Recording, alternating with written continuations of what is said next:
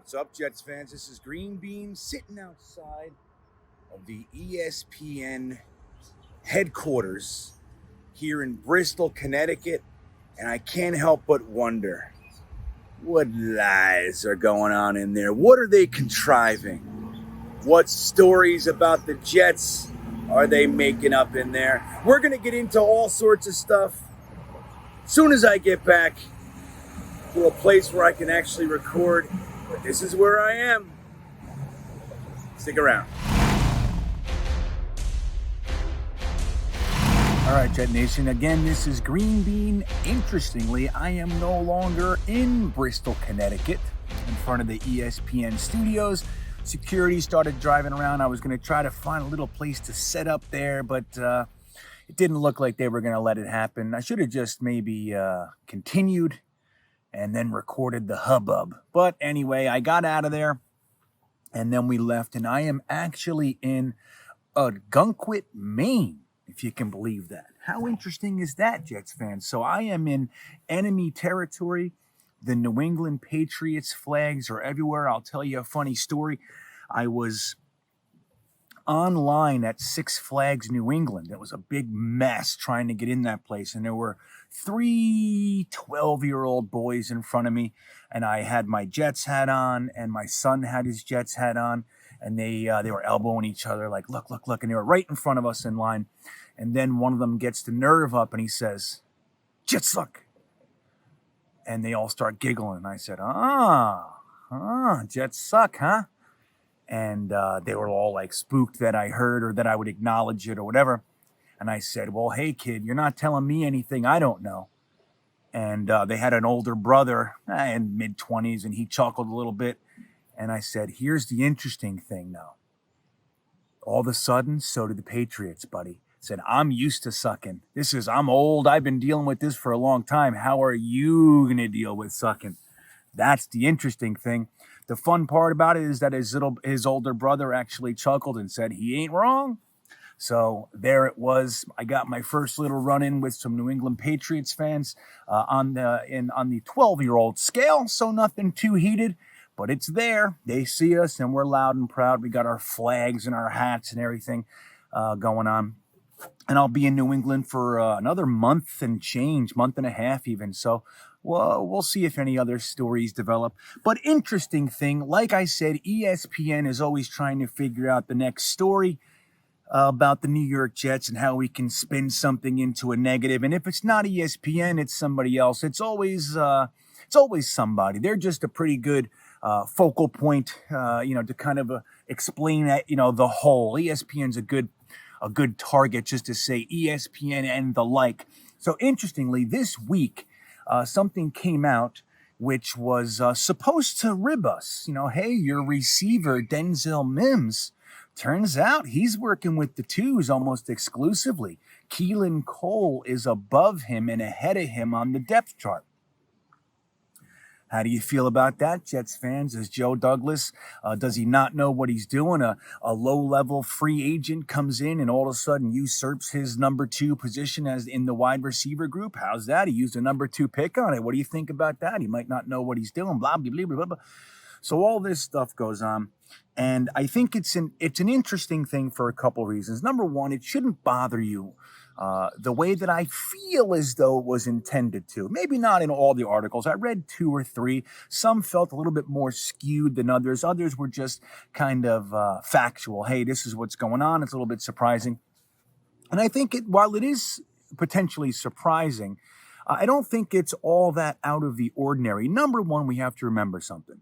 This is voluntary OTAs. I wouldn't put too much stock in anything. Plantar fasciitis, Jamison Crowder's contract dispute. Are we going to re-sign Marcus May? Whatever it is, I wouldn't put too much stock in any of it. It's already a positive, guys, because if you remember just last year and the year before, what was the main storyline right now? Is Le'Veon Bell going to even show up? Are guys going to even show up? That was the storyline. We were trying to explain away why Le'Veon Bell felt it wasn't necessary as the marquee free agent of the year, and obviously being looked at as somewhat of a leader. Why isn't he here in voluntaries to try to at least, improve the optics of the situation? So we went from that to having over 80 players show up. A large part of them are young, first and second year guys. They're all there. They're psyched. They're hanging out at Islanders games. Robert Saleh's at Islanders games. They're at Knicks games. Robert Saleh's giving pressers in an Islanders jersey. So there's a lot of, I think, really intentional camaraderie going on. So our storylines are just what they are. It's more positive than negative. We have to look here. You even look at yesterday. This week there was a 41-yard bomb at the beginning of practice from Zach Wilson to Elijah Moore. Perfect touch pass, right where it had to be, because the coverage by Mr. Bryce Hall was actually blanket style. It was right there. He was all over him, yet the pass was actually perfect, which is one of the things that the Zach Wilson supporter group said that he had an ability to do a little bit more than some other prospects that we may or may not have been looking at coming from the draft. So he's proving it. So we have that sort of stuff going on. And it's, again, positive, positive, positive, positive. But what does that mean? Does it mean that Zach Wilson is a Super Bowl quarterback? He's the next Tom Brady? No, it doesn't mean anything. It's positive. It's just good. They're in shorts. I throw a pretty nice spiral in shorts, buddy. I look pretty good. I do. I look pretty good in my shorts. Put a bunch of shoulder pads and helmets on me, and I look something like the Tin Man. I don't know what's going on. So, but it's the positive at the level that it should be. And we shouldn't be getting too excited. And in the same breath, we shouldn't be getting too negative or too fearful about, holding Mekhi Becton out for plantar fasciitis. We shouldn't be putting too much stock in the contract situation with Jamison Crowder. It just is what it is. Okay? We shouldn't be putting too much into the Marcus May contract situation. We shouldn't be putting too much into anything right now. So when you look at the Denzel Mims thing, if Keelan Cole is, in fact, ahead of him on the depth chart, I would say it probably has a little bit more to do with coming from injury from Denzel Mims and working him in slowly, which I think is a positive. But here's the deeper positive for me. And I've said this 100 times. I think it's one of the things that really stood in the way of Chris Herndon working as hard as he needed to make sure that he was maximizing his potential as a player in the NFL as well. I think that a guy like Keelan Cole being on the team, and even some of the other guys like Braxton Berrios is looking good, Elijah Moore's looking good. If that lets Denzel Mims know that, look, buddy, just because you were our second round pick last year, just because everybody loves you and thinks the world of you, this job isn't yours.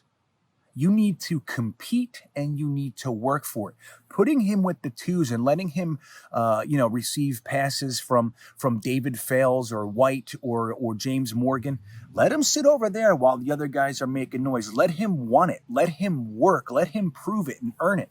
I have zero issue with that. I actually think it's the thing that the New York Jets have been missing for almost a decade, if not a little bit more. Okay, competition. It's the thing that we don't have. We sign a free agent and we give him the job. We draft a guy in the first, second, third round and we give him the job. Nobody has to earn anything around here. And I think it's high time that they do just that. If Keelan Cole beats out Denzel Mims and is a purely better player, good. I'm glad Keelan Cole is here then. If Denzel Mims has to work twice as hard to beat a guy like Keelan Cole because he's not here to play games, good. Let Denzel Mims understand what it really takes to be in the NFL and what it's going to take to be on this New York Jets roster in the wide receiver room. Because, guys, this is not last year's receiver group. This is not 2019's receiver group. These guys are here. These guys, there is a lot of talent. The guys fighting for spots 5 through 7 were the guys that were penciled in as probable starters for us in the last 2 years. Guys like Jeff Smith, Vincent Smith, Braxton Berrios, and the like. These guys are at the bottom of the roster fighting for that final spot or two. So I think the whole Denzel Mims thing, like I said, it's not the biggest deal in the world. It's voluntary OTAs. Who knows what the reasoning is? But even if it's on the level that Denzel Mims just is being made to know, listen, the job's not yours. You have to earn this job. I think that's about as positive can be. And I hope that Kenny Yeboah and Ryan Griffin, who's looked good, let Chris Herndon know that too. Look, buddy, this is a whole different deal. You're not a tight end number one. You're a tight end that has to prove himself worthy of this spot. I think that's about as good of a situation as we can get. When you look at bringing in a guy like Morgan Moses for the offensive line, does it mean that we're pushing George Fant, to a reserve role? Hey, man, competition. I still think the Morgan Moses is kind of an unlikely signing. I don't think that he would sign here unless he really couldn't find a locked-in starter job somewhere else.